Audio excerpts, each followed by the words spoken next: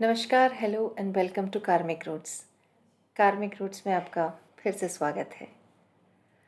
आज हम बात करने वाले हैं कर्म और गुस्से पर।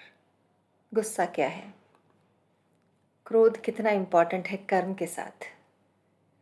क्रोधात् भवति सम्मोहः, सम्मोहात् स्मृति विभ्रमः, स्मृतिभ्रंशताः बुद्धिनाशो, बुद्धिनाशात् प्रणश्यति।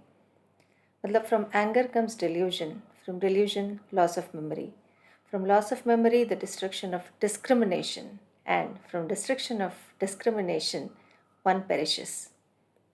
यानी क्रोध से मति भ्रम होता है, जिससे स्मृति यानी याददाश्त का नुकसान होता है। स्मृति के नुकसान से अच्छे और बुरे की पहचान खत्म होती है और इससे जातक का नाश होता है, ऐसा वेद कहते हैं। कर्म का प्रभाव बढ़ाने और घटाने में दो चीज़ों का महत्वपूर्ण योगदान रहता है, गुस्सा और प्रेम। यहाँ तक कि जीवन के रोज़मर्रा के काम भी हम कभी प्यार से करते हैं और कभी गुस्से और तनाव में। वैसे frustration first level of anger he है। गुस्से से किया गया काम आक्रोश पैदा करता है और प्यार से किया हुआ काम आक्रोश को भी शांत करने की पावर रखता है। शास्त्रों में मन और भोजन को चंद्रमा से जोड़ा गया है। वेदों में कहा गया है कि शांत मन से बनाया हुआ भोजन प्रसाद से कम नहीं है, उसे माँ अन्नपूर्णा का प्रसाद मानना चाहिए, क्योंकि उसमें प्रेम और समर्पण भाव के साथ साथ हमारे मनोभाव भी जुड़े हैं। इसलिए वेदों पुराणों में खाना बनाने की प्रक्रिया को यज्ञ का दर्जा दिया गया है और खाना खिलाने वाले को माँ अन्नपूर्णा का।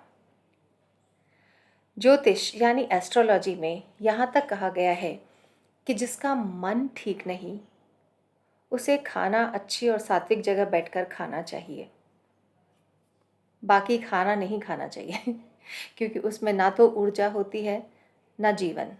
बासी खाना कोई काम का नहीं, क्योंकि जैसा अन्न वैसा मन।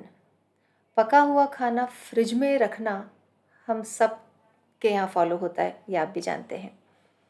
आप कहेंगे लाइफस्टाइल ही ऐसी है, दोनों स्पाउसेस यानी पति पत्नी दोनों जॉब करते हैं, तो गरम गरम बनाकर खाएंगे कैसे? खैर, ये एक अलग डिबेट का हिस्सा हो सकता है। हम मुद्दे की बात करते हैं। पका हुआ खाना फ्रिज में सिर्फ उसे सड़ने से बचाता है, उसकी पौष्टिकता नहीं बचाता। रोज़ मरा हुआ खाना खाकर हमारे अंदर की जो प्राण शक्ति है वो धीरे धीरे कमज़ोर होने लगती है और पौष्टिकता के अभाव में मन धीरे धीरे विचलित और शरीर स्थूल यानी लेस एक्टिव होने लगता है। And the result is indigestion, gas, heartburn, appendix जैसे रोग। और जब शरीर में शक्ति कम होने लगे तो गुस्सा बढ़ने लगता है। इसलिए जिसने अपना भोजन सुधार लिया, उसने अपना जैविक संतुलन सुधार लिया। आप कहेंगे डोमेस्टिक हेल्प खाना बनाती है तो वो तो अपने टाइम से बनाकर चली जाएगी, इसका तो क्या किया जा सकता है। पश्चिमी देशों में आपने देखा होगा कि लोग अक्सर एक टाइम बनाकर फ्रिज में रख लेते हैं और समय समय पर वही खाना गर्म करके खाते हैं।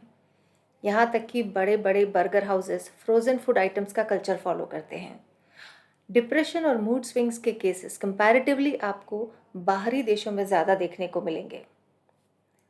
You should thank our culture of sattvik bhojan, family values and त्योहार कि हमें कई मिठाइयाँ, गरम गरम खाना और फैमिली के साथ बैठकर खाना खाने का मौका मिलता है। एस्ट्रोलॉजी में भोजन और मन को चंद्रमा से जोड़ा गया है। भोजन अच्छा तो मन अच्छा, तो चंद्रमा आपकी कुंडली में उच्च का। आपके मन के अच्छे विचार, आपकी पॉजिटिव थिंकिंग, आपके मिलनसार होने के सारे गुण, ये सब आपको चंद्रमा डिसाइड करता है।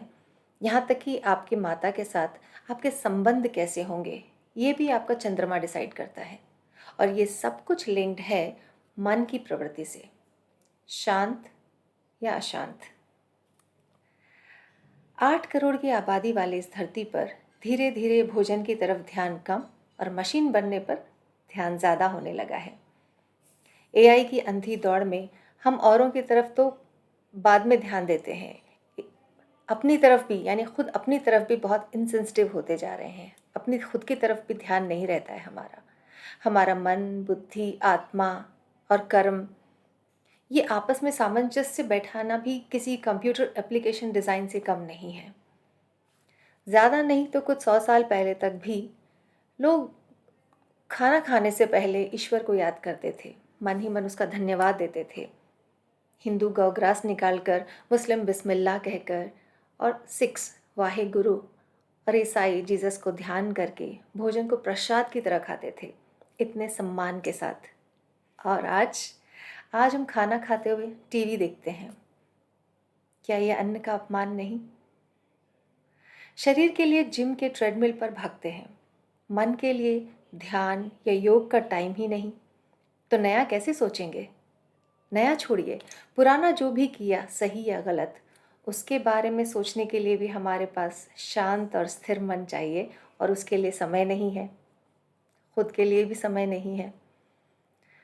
अपने अंतर्मन के द्वंद्व, कन्फ्यूजन्स का उपचार भी हम गूगल पे या एआई या चैट जीपीटी से पूछते हैं, जिसके पास ना तो सूक्ष्म ज्ञान है और ना स्थायी शरीर।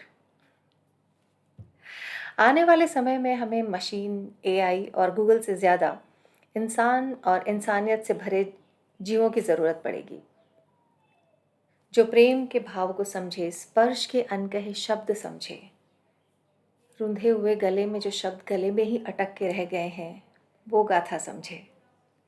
जीवन को हिंदी का मीठा सफ़र बनाए, अंग्रेज़ी का सफ़र ना बनाए। और आपका मन ठीक होगा तो आपके कर्म मात्र उसकी परछाई या एंड रिजल्ट होंगे। तो अपना मन ठीक रखिए, खुद पे ध्यान दीजिए। जैसे जैसे आप मन पे ध्यान केंद्रित करते चले जाएंगे, वैसे वैसे गुस्सा, फ्रस्ट्रेशन और भ्रम जैसे मन के विकारों पर आपका बस चलना शुरू हो जाएगा। You would be the controller of your emotions and your journey of life. Believe me, it plays a very important role. Eat well, eat good food. खाना अच्छा खाइए, शांति से बैठकर खाइए, ये बहुत इम्पॉर्टेंट है। क्रोधो मूलमर्थानां, क्रोधः संसार बंधनम, धर्मक्षयकरः क्रोधः तस्मात् क्रोधम विवर्जियेत्। यानी इस श्लोक के अनुसार इस संसार में मनुष्य के सारे संकटों अथवा विपत्तियों का मूल कारण क्रोध ही है। क्रोध में व्यक्ति अपना मूल अर्थ खो देता है। क्रोध धर्म का नाश करने वाला है, इसलिए क्रोध को त्याग देना चाहिए। Thank you. All the best. May God be with you.